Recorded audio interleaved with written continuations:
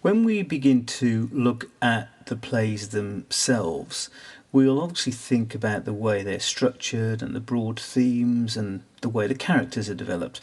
But one thing I'd like us to bear in mind, and something you can practice yourself, is mining lines for as much information as possible.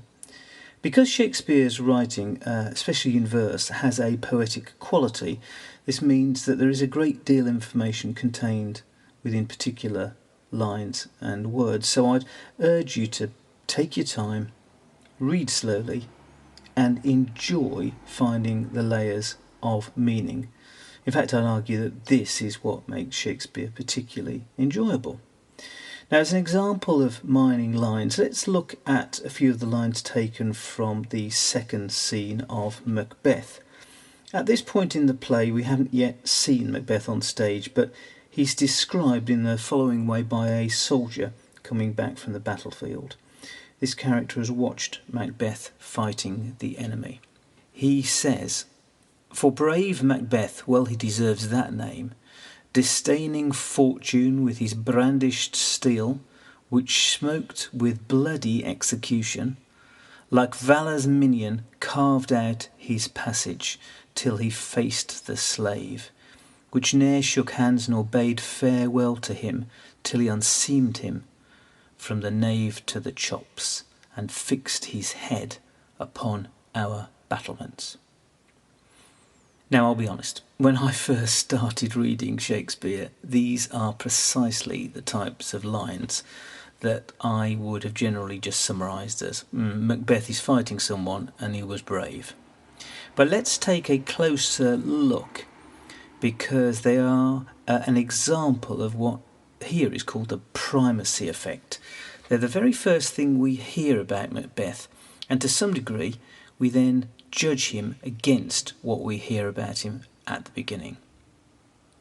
So the first thing is that we hear is brave, and that he doesn't particularly believe in fate determining his future. And of course this will be an important theme in the play. Then the word steel stands for sword, and the verb brandished means used in a threatening manner. So what has Macbeth done with this sword? Well, first of all, we see that it's moving so quickly that it smokes, and we hear of him executing people. And this is then reinforced by the word carve. He then unseams him, i.e. the enemy, which means that he's cut him open down the length of his body, like a seam coming apart. And where exactly was this cut made? From the nave or navel to the chops or jaw. So this brings to mind an image of the enemy's butchered torso, and again echoes the use of carve a little bit earlier on. And then he beheads the enemy, which is another violent act. You might also notice here that the word nave might suggest to you part of a church, and this kind of uneasily juxtaposes religious imagery with butchery. Again, something that's explored in the play. So what do we conclude about Macbeth from this? Well, we obviously know he's brave. We know that he's defending his people. But it does also tell us that he is a vicious killer capable of butchery. And in the broader context of Macbeth, it does foreshadow the idea that Macbeth will also rip Scotland's body apart during the play, at least metaphorically. So you can see that there is a lot of valuable information that you can mine from just a few lines here, especially near the beginning of a play. Now, this is one of the reasons for taking our time.